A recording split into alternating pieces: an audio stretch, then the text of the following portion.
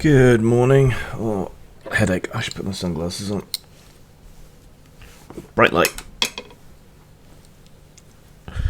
Right. Let's see. Housekeeping. There was a stream I was interviewed on. If you search Mildra, you should be able to find that. We ranged over a lot of topics. Unfortunately, I had to cut it short because I had to eat, but there you go.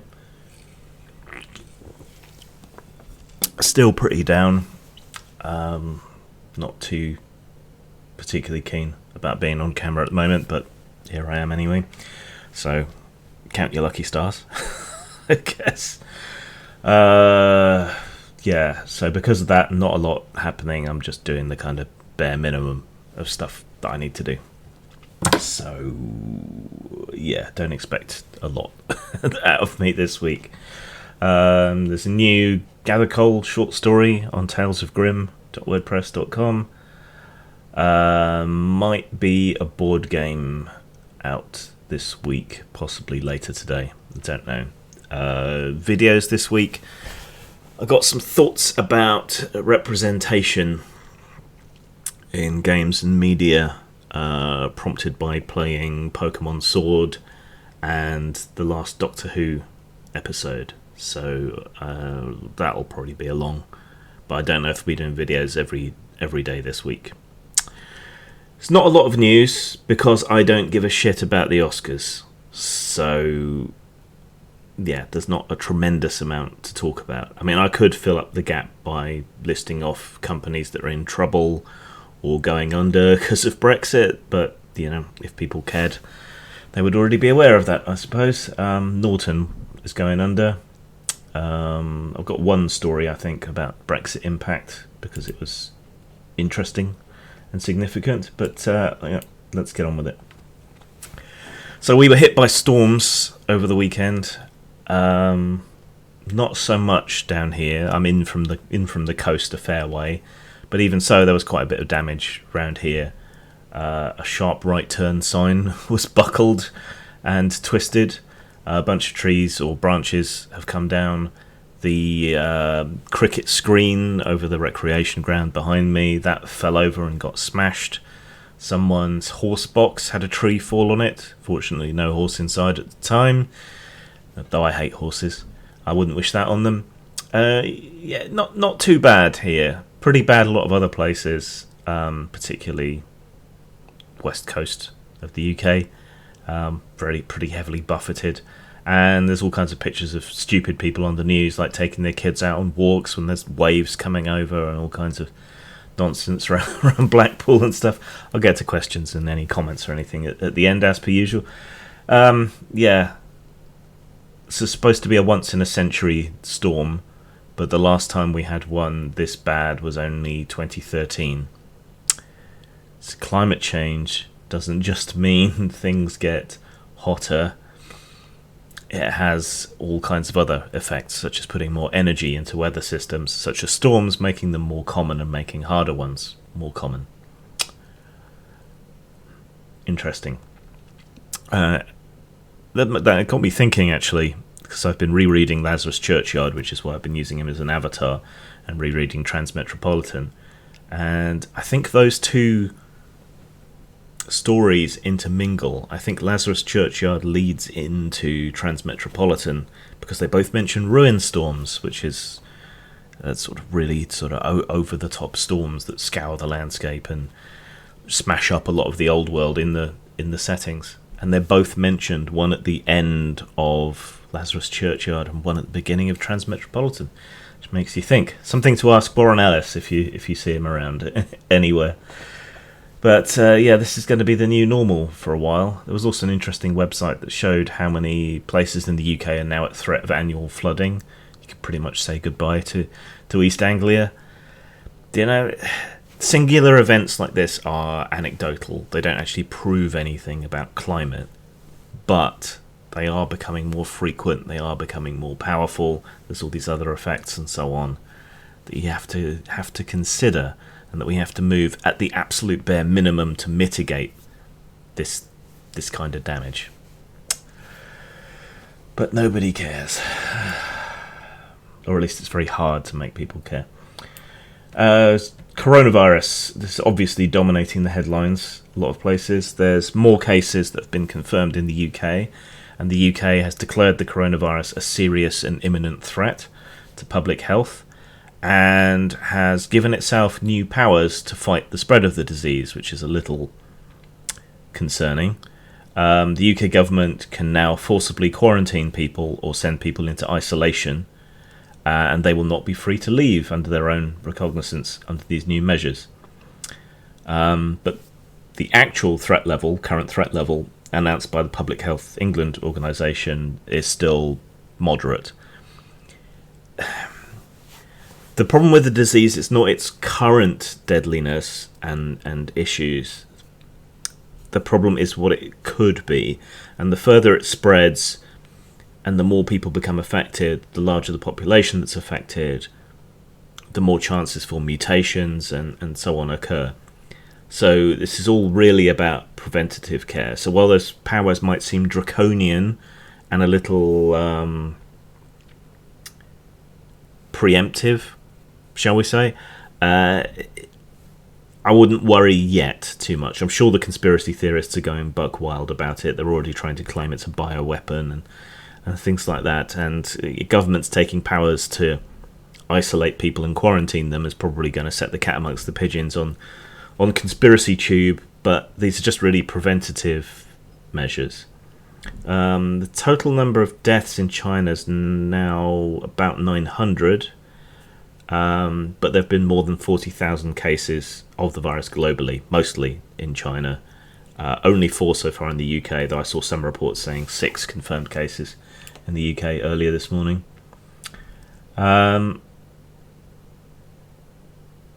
It's not this huge threat yet, but it's all about preventing it from becoming that. And things are probably a lot worse in China than China's admitting.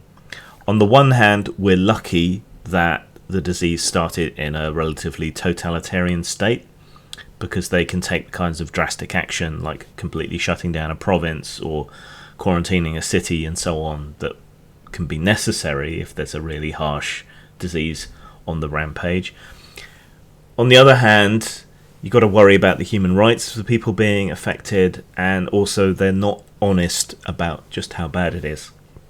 So that's the flip side. If you want to see that taken to extremes, read World War Z and what North Korea did there. So yeah, totalitarianism giveth and taketh away at the same time. This interested me for a couple of reasons, this next story. There's a 200-year-old diary that's been found from 1810 or so, that's apparently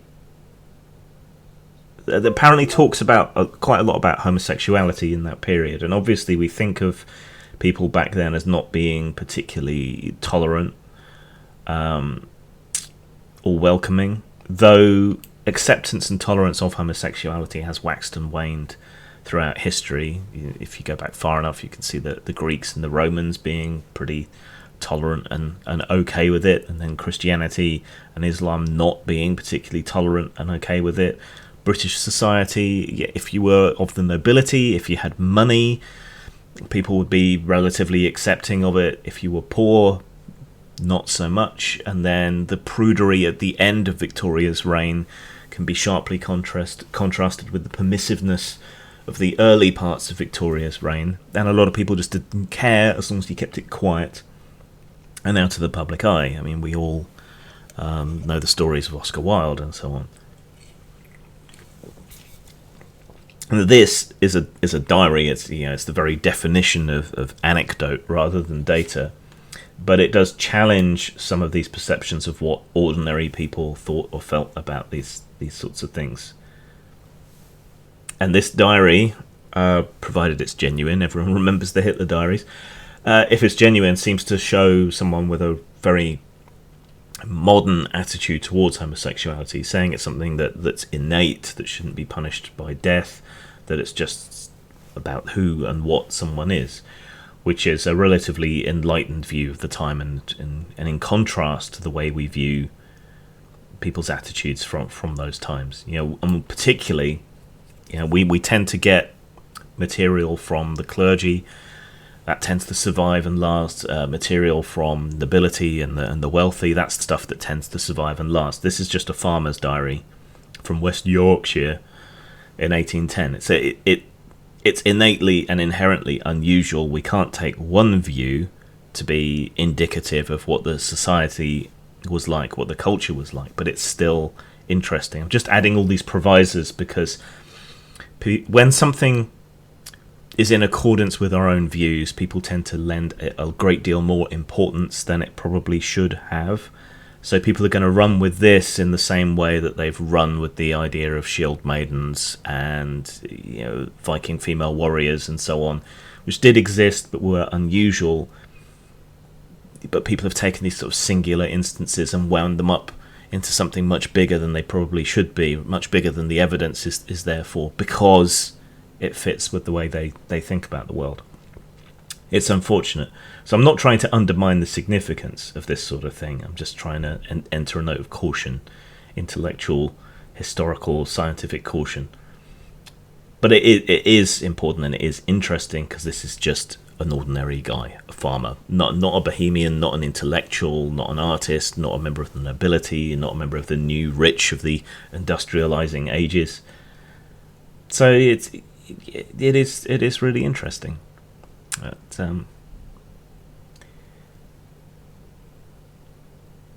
what perhaps might concern me is, this is an outlier, it's an unusual point of view. And we've seen how people with less progressive but more typical points of view from times past, even much more modern than this, their work gets cancelled even though they've been long dead. There's all kinds of things that people hook into to devalue and remove a lot of work from the sort of from the canon, whether it be genre fiction or the Western canon, as people like to say, because of the problematic views of the time, but they don't contextualize it. It's weird because a lot of these people are quite into their moral relativism, which makes sense, logical sense, but they're not willing to extend that moral relativism temporally, only geographically. I'm probably sounding very pretentious. Let's move on. I found this next story interesting because it has parallels with what's going on in the United States, in Virginia, I think, or is it West Virginia? One or t'other. where they've recently flipped Democrat and they're trying to bring in some very, very basic common sense gun reforms, and lots of people with guns have been turning up to protest in courts and in the state legislature and so on, and generally making asses of themselves and looking rather sinister. So we can compare and, well, not exactly contrast, but we can compare that with what's going on in El Salvador. A whole bunch of heavily armed police and soldiers have rocked up in the El Salvadorian parliament to demand, under duress, if in effect, because they got their weapons with them, to demand the approval of a governmental loan that is meant to provide better equipment and body armor and weapons and so on to their paramilitary police force and their soldiers. A lot of people have been making a lot of excuses for what's going on in Virginia, saying, yeah, this is people standing up for their rights. Most people look at that and don't really see any significant difference between them rocking up with their guns to threaten their state government and what's going on in El Salvador, where this is kind of a soft coup, or the threat of a coup in effect, because a whole bunch of heavily armed members of the military and so on, you've got to contextualize it to El Salvador's history, of course, to demand these loans. Now, there are differences, obviously, but if you're looking at that and thinking, oh, here comes another coup, but you'll excuse what's going on in Virginia, I think it's worth having a pause and examining yourself here. Now, in some ways, this is occurring because of the opposite problem. In America, it is true that it is not the guns per se that cause the problem. It's a cultural issue, it's a crime issue, it's an inequality gap issue, a wealth issue. Yeah, it's all of these other things. It's guns that make it worse. Yeah, a disgruntled person with a Stanley knife can only do so much damage. A disgruntled person with a semi-automatic rifle with a high-capacity magazine can do a lot more damage. So when bad shit happens in the States, it can tend to be worse because people are armed, right? So the argument isn't necessarily, if we get rid of the guns, everything will be fine, nobody will get murdered. It's that the wide and open availability of guns makes these incidents much worse when it comes to the States. Now, in El Salvador, they already have a massive murder rate and all kinds of other problems. It's one of the highest murder rates in the world. And this is the security forces asking for more material so that they can combat this. So it is different in that way, but it's the same problem from two different angles and two sets of people trying to use intimidation. But if you take issue with one, you should take issue with the other, I think. I mean, they probably do deserve better equipment and so on, but I would be concerned if I was the government, especially now, that giving them too much might lead to problems for the government a little bit further down the line. It's the Irish general election. They're into their second day of counting. Not usually that interesting to anybody outside Ireland, to be honest. The European elections were always more interesting for me when it came to Ireland.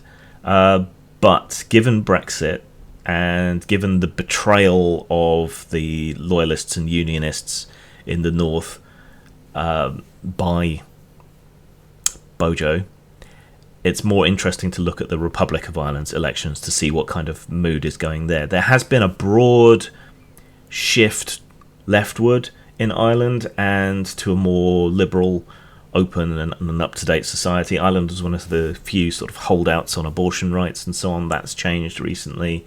Gay marriage and so on, attitudes towards homosexuality and so on have changed recently.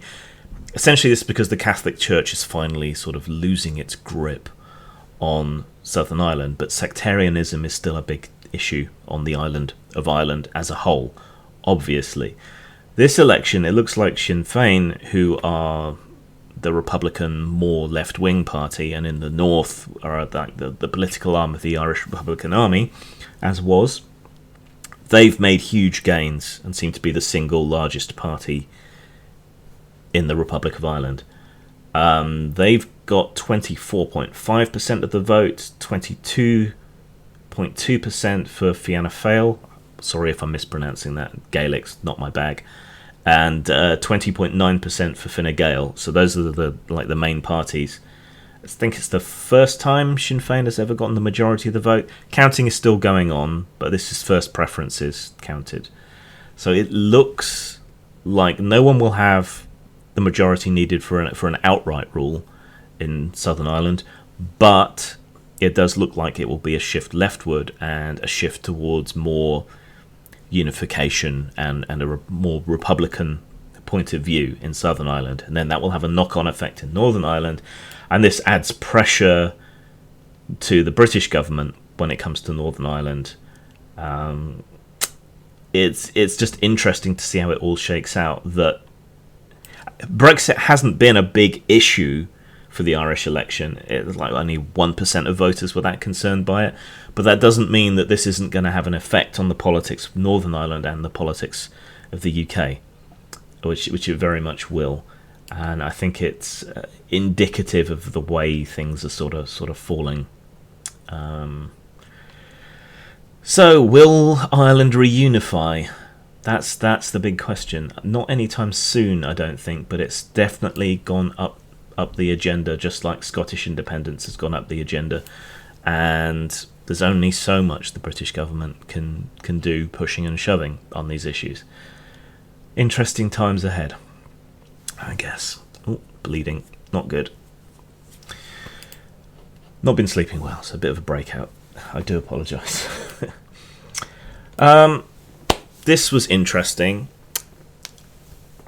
We often see claims around sexual harassment and so on getting kind of, I'm not going to say overblown, right? The basic problem with a lot of research into gender relations and things like the wage gap and all the rest of it, all these kind of contentious issues, is that a lot of the research is being done by activists who have a foregone conclusion and they're looking for evidence to support what they're saying. So it's very hard to drill down to the accurate data. It's a shame. You would want independent, non-activist, objective research into these kind of things, and you just don't get it. Right? And this is a weakness on all sides of the argument. So when you look at intimate partner violence, for example, most of the people doing research in that area are charities who it's in their interest. I'm not saying they are doing this, but it is in their interest to inflate the statistics and make them seem worse. And that goes for the charities that investigate intimate partner violence against men as well. You know, people like Parity and so on, their results suggest that 40% of intimate partner violence victims are men, but you know, it's in their interest to inflate the statistics. Perhaps not quite so much, but it is there. So you should always take activist-derived statistics with a pretty hefty grain of salt, you know, and that you should be skeptical when it comes to any kind of scientific data anyway, and look for the peer review and the repeated results and all the rest of it. But particularly when it comes to the social sciences and psychology, lots of these experiments and results cannot be repeated. The media tends to run away with these things, so you should be kind of double skeptical. But part of the problem with getting decent statistics on just how bad of a problem sexual harassment at work is, besides activist statistical studies, excuse me, is that a lot of them get settled out of court and get settled with non-disclosure agreements. So, say your boss gropes you go to HR and you complain. They pop it up the chain.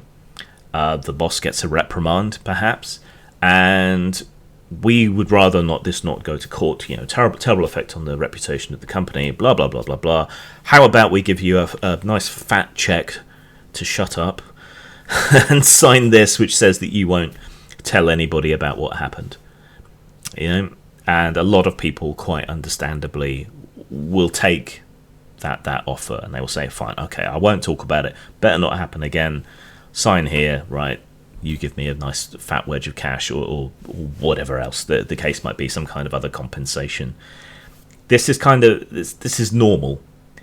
Arbitration services between the victim of alleged sexual harassment and the company often often do this, but there's a suggestion now that these NDAs should be done away with.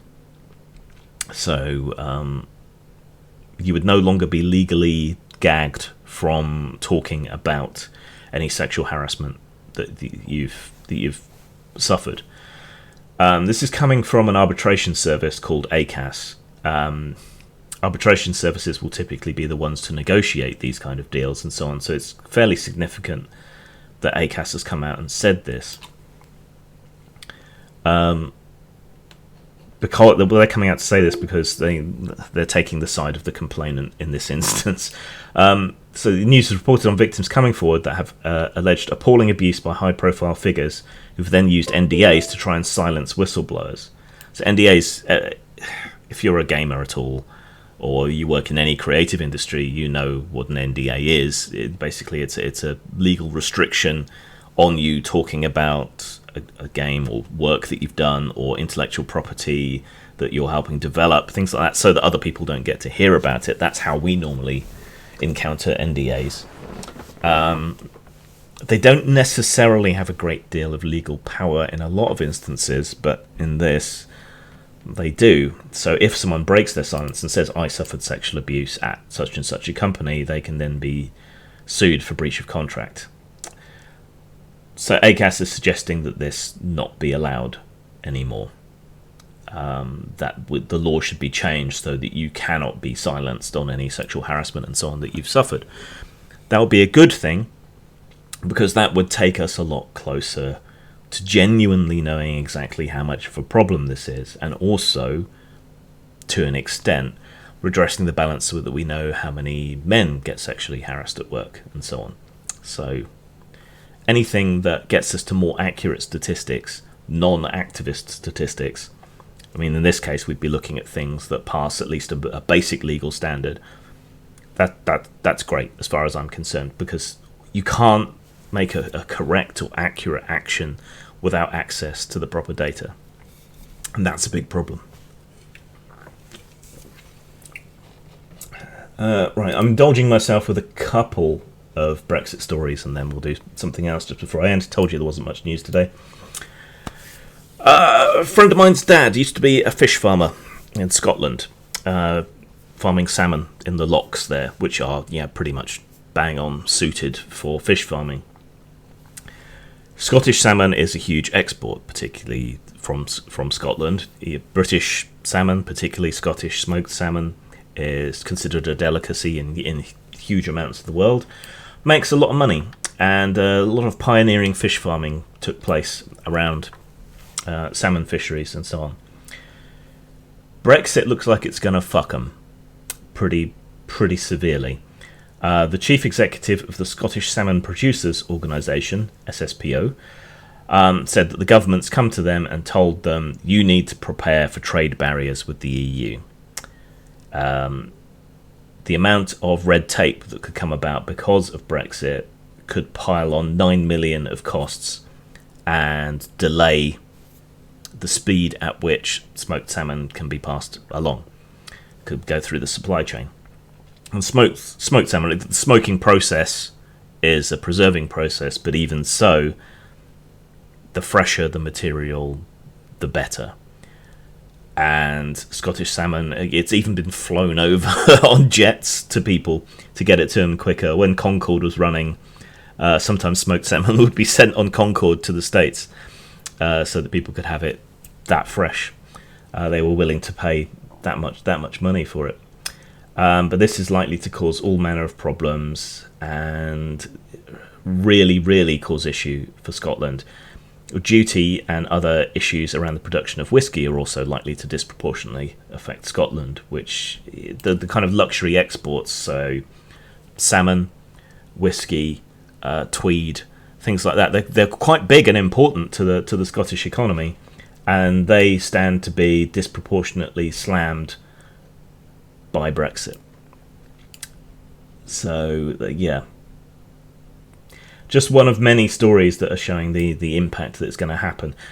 People are saying, "Oh, the sky didn't fall in. We've left. We haven't left. We're in the transition period, right?" So the cliff edge has been moved forward by about a year. That's it. That's all. Right. That's where the cliff edge is now, because we're in this transition period, and Boris has already started talking down his previous bullish stance that we would have deals and so on in place within a year. It's extremely unlikely. My business isn't going to be too badly affected, but I suspect that imports of print products that I do are going to be affected. So I'm trying to figure out how I can insulate myself against this moving forward into next year. And this is a big part of what's getting me down, actually. Depressed anyway, and then trying to deal with this and the sort of personal and professional fallout. My friend's out of hospital. Some people were asking. Thank you for asking. He's out of hospital. They still want to sanction him, but for the time being, they haven't. He's at home being looked after. He's okay. And it looks like him and his fiancée are going to be looking into moving to Iceland together to be together, because Iceland's fairly liberal on who they let in. So, yeah, good luck to him. Fingers crossed. Yeah, it's a bit personal to them, so I probably won't talk about it too much more. But I'll keep people up to date, maybe privately if they want to know how people are getting on. So, second Brexit story, kind of tangentially Brexit. John Bercow was the Speaker of the House of Commons. He was. It's weird because he used to be very conservative and he's moved leftwards, but as the Speaker of the House of Commons, he was steadfastly a parliamentarian and a very staunch defender of our constitution, such as it is, distributed amongst so many documents. But because he insisted on the rules being followed and Parliament having proper scrutiny over the entire Brexit process, because he didn't let the Conservative Party cut corners and so on, they've essentially snubbed him. We're seeing the ushering in of Trump-style politics into the UK. Not quite to the full extent that the US, but this petty vindictiveness, the populism, in inverted commas, because they're not actually that popular, it's starting to twist and affect our politics, and we don't have quite as robust a set of checks and balances and other issues to kind of keep abuses of power in check. And Boris has set out an agenda which would draw a lot more power to the Prime Minister and to the executive, which is the cabinet.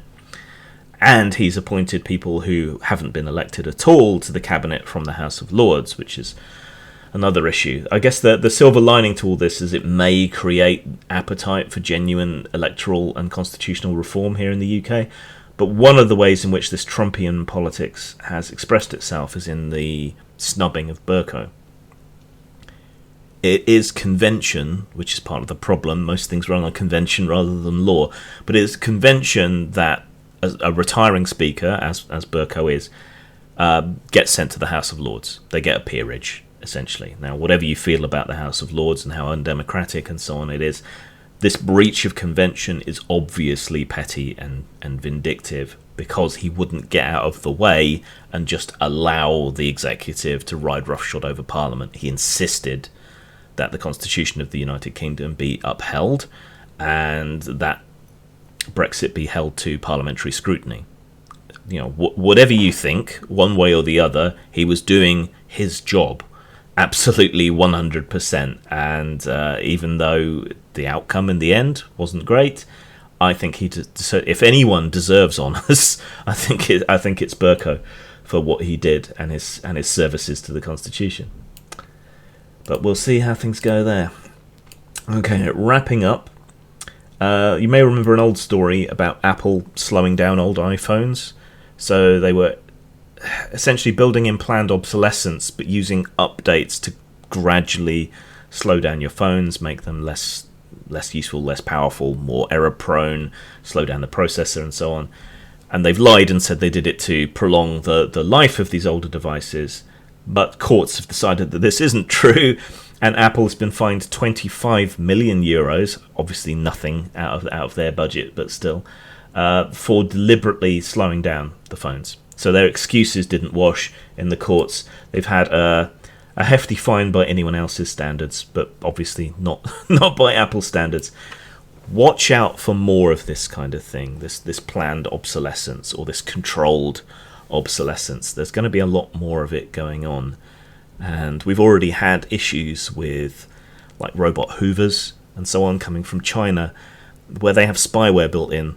So they're sending back floor plans of your house to anonymous servers in China. God knows what people want to do with all this data. But if something's too good to be true, it's probably too good to be true. Right, that's all the stories for today. Let's have a quick look at the comments. Good morning, Ben. The stream notification interrupted me listening to an interview of you, Non-Stop Grimmage. Yeah, well, you can go back to that now. Yeah, so I had an interview with Mildra. If you look that up, Mildra, you can see the interview there, talking about gaming stuff primarily, but other stuff that intersects with it as well. I'm feeling a little bit better, as you can see, because I'm on camera, but not great still. I'm glad my friend's better. 200-year-old diary may be used as fuel to further cancel authors from that era and later who weren't as progressively minded. Yet that's the danger, I think. Taking individual cases and spinning them up into a cultural paradigm that wasn't there. Actually, I've had enough of being on camera right now. I'm going to head off. Take care, everyone. Have a great day. See you later. Zang.